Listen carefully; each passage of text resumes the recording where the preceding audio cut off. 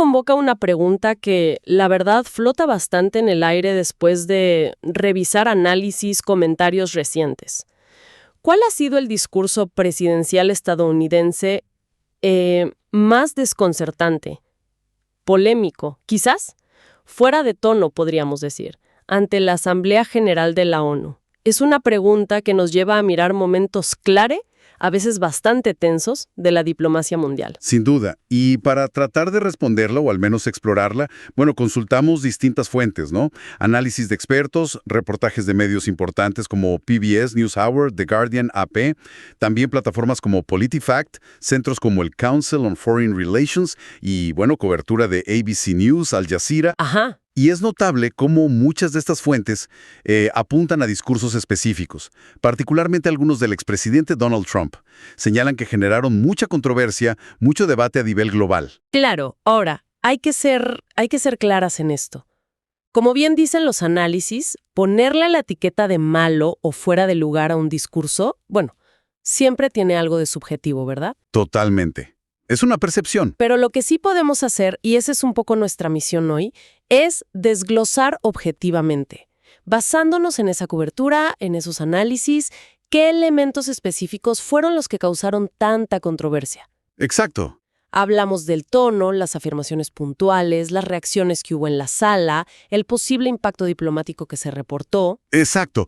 No se trata de dar una opinión personal, sino de entender, a través de lo que se documentó, por qué ciertos discursos resonaron de una manera tan particular, a menudo negativa, o vista como muy inusual en ese escenario mundial.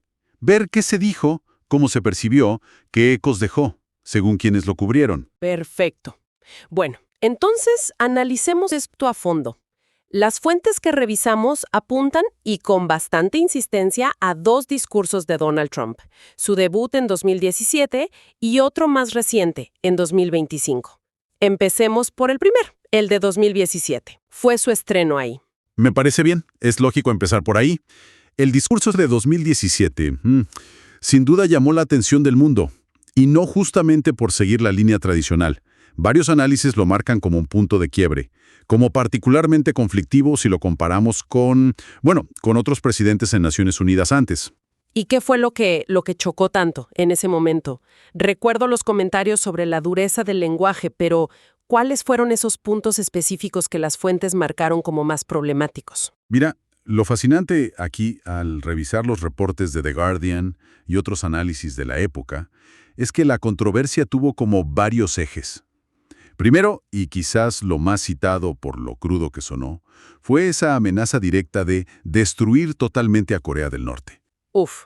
Usar un lenguaje así, tan bélico, desde el podio de la ONU, que se supone es un foro para la paz, bueno, muchos diplomáticos, analistas, lo vieron como algo imprudente, como una escalada verbal innecesaria, peligrosa incluso. Sí, recuerdo esa frase.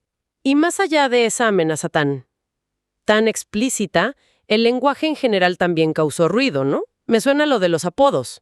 Correcto. Referirse a Kim Jong-un como Rocket Man, el hombre cohete. Eso fue muy criticado en los medios. Se percibió como poco digno para un jefe de Estado en un foro diplomático de esa talla.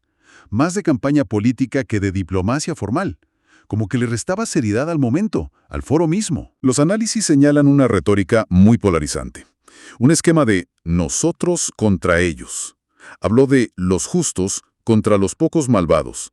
Etiquetó naciones como regímenes paria. Y eso, claro, chocaba de frente con el espíritu de cooperación, de multilateralismo, esa idea de colaborar para resolver problemas globales, que, al menos en teoría, la ONU busca promover. El tono general se describió como agresivo, hasta teatral. The Guardian llegó a comparar su estilo, en ese momento, más con líderes como Khrushchev o Chávez, históricamente confrontacionales, que con presidentes anteriores de EV. Qué interesante esa comparación. Y la reacción, cómo reaccionó la gente ahí en la Asamblea General. A veces el silencio es muy elocuente. Incómodo. Ajá. Y eso se interpretó como una señal clara de desaprobación o, como mínimo, de desconcierto por parte de la comunidad internacional presente. También se notó mucho la omisión deliberada de temas centrales para la ONU. como el cambio climático. Se leyó como un guiño a su base política interna más que un compromiso global. Entendido. Queda claro entonces que el discurso de 2017 pegó fuerte por la agresividad, las amenazas, un estilo confrontacional que rompió con lo habitual para un presidente de EOEUS en la ONU. Ahora, demos un salto de 6 años, 2025. Trump vuelve a ese mismo podio. Y acá es donde la cosa se pone realmente interesante, parece. Porque las fuentes sugieren que este discurso generó críticas, quizás aún más intensas y más variadas. ¿Esa confrontación inicial se mantuvo o se transformó en algo más? Definitivamente parece que se intensificó y se diversificó.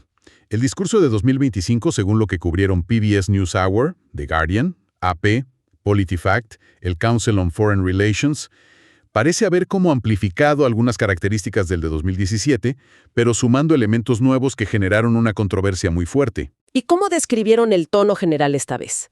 Leí por ahí que PBS lo calificó de divagante, lleno de contradicciones. Esa fue una percepción bastante compartida en los análisis, sí. El Council on Foreign Relations, por ejemplo, dijo que se parecía más a un mitin de campaña que a un discurso diplomático formal ante líderes mundiales. Arremetió contra lo que llamó los males de la inmigración, de la energía renovable, y lanzó un ataque frontal, directo, contra la propia ONU. Dijo que era ineficaz, que usaba palabras vacías, incluso metió anécdotas personales sobre fallos con el teleprompter, una escalera mecánica, algo bastante inusual que reforzó esa sensación de discurso fuera de lugar para ese foro. Vayamos a las declaraciones puntuales, las que más polémica levantaron. El cambio climático fue un foco importante, ¿no? Totalmente. Las afirmaciones fueron muy contundentes. Y muy reportadas. Según PBS, AP, The Guardian, calificó el cambio climático como la mayor estafa jamás perpetrada en el mundo. Y fue más allá. Acusó a los científicos del clima de ser gente estúpida. Dijo que sus predicciones costaron fortuna sin base. Ridiculizó la energía verde como otra estafa e instó directamente a las naciones a abandonar las políticas de energías renovables. Incluso elogió el carbón, lo llamó carbón limpio y hermoso. Llamar estúpida a la gente de ciencia. En la ONU. Eso es bastante directo. Choca de frente con el consenso científico global que la misma ONU promueve. ¿Y qué dijeron los verificadores de datos ante afirmaciones tan categóricas? Bueno, las plataformas como AP, The Guardian, ABC News, PolitiFact reaccionaron rápido, claro. Señalaron las inconsistencias tema por tema. El consenso científico sobre el cambio climático causado por el hombre es abrumador, es sólido. Contrario a lo que dijo, las renovables como la solar y eólica son cada vez más baratas, su uso crece en todo el mundo. China, por ejemplo, líder mundial en eólica. También se matizó eso del término huella de carbono, que pudo ser popularizado por petroleras.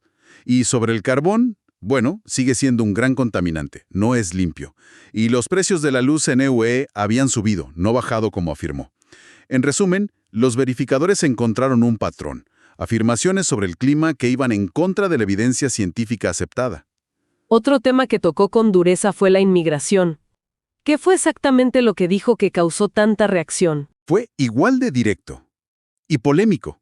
Según reportaron PBS y The Guardian, llegó a decirles a los líderes mundiales ahí presentes, sus países se van al infierno por sus políticas migratorias. ¿Qué frase? Culpó a las fronteras abiertas de destruir la herencia cultural y llamó explícitamente a cerrar fronteras, a expulsar extranjeros. Un punto muy fuerte fue cuando acusó a la ONU misma de financiar un asalto a los países occidentales por apoyar a los migrantes. Y no paró ahí. Atacó personalmente al alcalde de Londres, Sadiq Khan. Dijo algo que PolitiFact y The Guardian calificaron de falso, que Londres quería imponer la ley Sharia. Una retórica muy, muy encendida y con afirmaciones específicas que me imagino también se contrastaron. Así es. Los verificadores de The Guardian y PolitiFact señalaron que varias afirmaciones suyas sobre datos de deportación, niños migrantes, la situación en fronteras de Europa, eran engañosas o directamente incorrectas. Lo de la ley Sharia en Londres se desmintió categóricamente. El patrón que surgió fue el de una retórica muy alarmista sobre inmigración que, según los verificadores, no se apoyaba en datos precisos.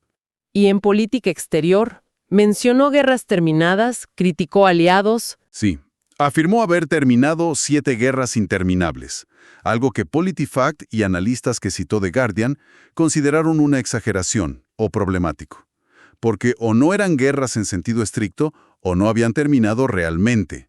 También criticó muy duro el reconocimiento del Estado palestino por varios países. Lo vio como una recompensa a Hamás. Y tuvo palabras para Europa. Les dijo que se pongan las pilas contra Rusia, que dejen de comprar su energía, y amenazó con aranceles si la guerra en Ucrania no paraba pronto. Esa crítica a Europa sobre la energía rusa también la matizaron los verificadores.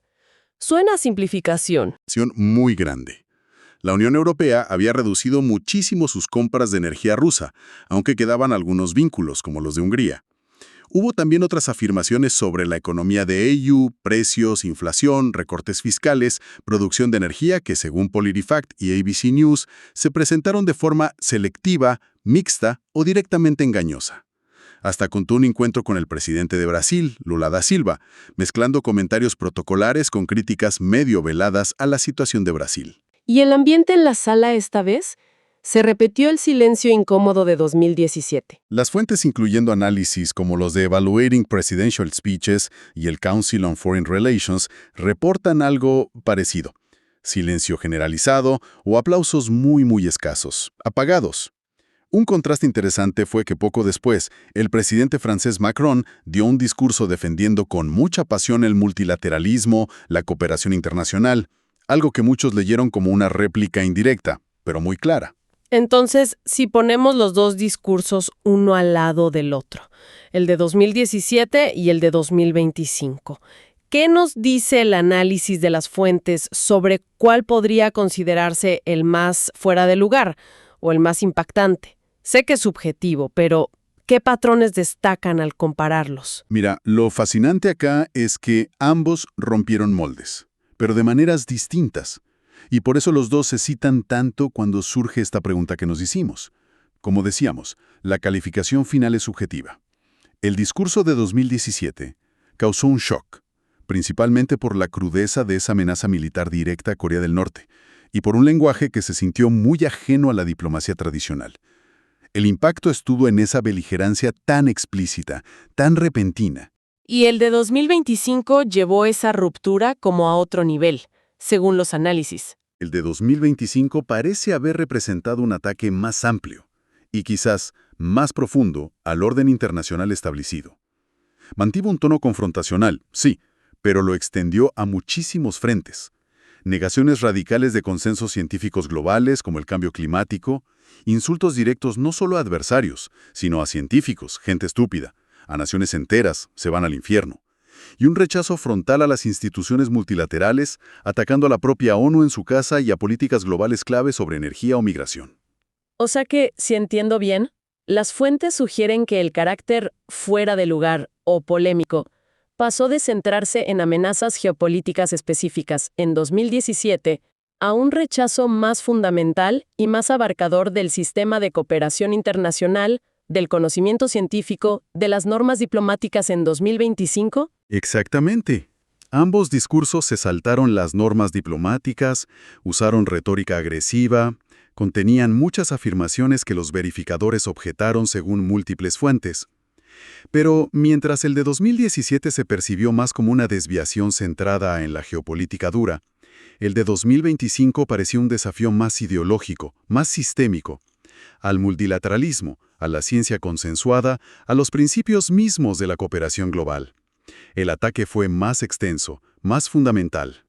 Y para tener un poquito de perspectiva histórica, ¿otros presidentes de Estados Unidos han recibido críticas por sus discursos en la ONU? Quizá por motivos diferentes. Sí, claro que sé. La historia de los discursos presidenciales en la ONU no está libre de controversias, para nada. Por ejemplo, algunos discursos de George W. Bush, sobre todo los que usaron términos como eje del mal después del 11S, también generaron críticas, por el lenguaje polarizante o por lo que algunos vieron como una brecha entre la retórica tan ambiciosa y los resultados que vinieron después, especialmente en la guerra contra el terror. Claro. Sin embargo, fuentes como Evaluating Presidential Speeches o artículos retrospectivos en The Guardian sugieren que el contexto, el tono específico, la naturaleza de las críticas fueron diferentes a lo que vimos con los discursos de Trump que analizamos. Hubo polémica, sí, pero quizás no con esa misma sensación de ruptura tan radical, de ataque en tantas direcciones a las convenciones y consensos ya establecidos. Entendido. Entonces, resumiendo un poco nuestra exploración basada en las fuentes que tenemos, hemos desglosado por qué los discursos de Donald Trump en la ONU, especialmente el de 2017 y de forma quizás más marcada el de 2025, son citados tan a menudo como ejemplos de intervenciones presidenciales que generaron una controversia y un desconcierto extremos en la Asamblea General. Los elementos clave que surgen de los análisis son esas amenazas militares directas, los insultos personales y a grupos, el uso de apodos, las afirmaciones contrarias a datos verificados por múltiples fuentes independientes, el ataque frontal a consensos científicos globales y el rechazo explícito al multilateralismo, llegando a criticar duramente a la propia ONU. Precisamente. Es la acumulación y la naturaleza de estos elementos la retórica, las afirmaciones factuales disputadas, el desafío a las normas, a las instituciones, lo que las fuentes destacan una y otra vez como las razones por las que estos discursos se consideran tan inusuales, tan problemáticos, en el contexto de la diplomacia multilateral que se ejerce en Naciones Unidas. Y para cerrar, como siempre, dejamos una idea ahí picando, para la reflexión. Sí, esto plantea una pregunta importante, creo yo. Más allá de la etiqueta de mejor, peor, más fuera de lugar, ¿qué nos dice la elección de usar este tipo de retórica? Tan confrontacional, tan alejada muchas veces de los hechos verificados, tan crítica con el propio foro. ¿Qué nos dice sobre desplegarla en un escenario como la ONU? ¿Es principalmente una performance calculada para la audiencia política interna de un país? ¿Es un reflejo inevitable de la polarización tan profunda que vive Estados Unidos? ¿O quizás estamos viendo una señal de un cambio más estructural, más duradero, en cómo se entienden y se practican las relaciones internacionales en el siglo XXI? Un giro hacia un mundo menos cooperativo. Es algo sobre lo que sin duda vale la pena seguir pensando.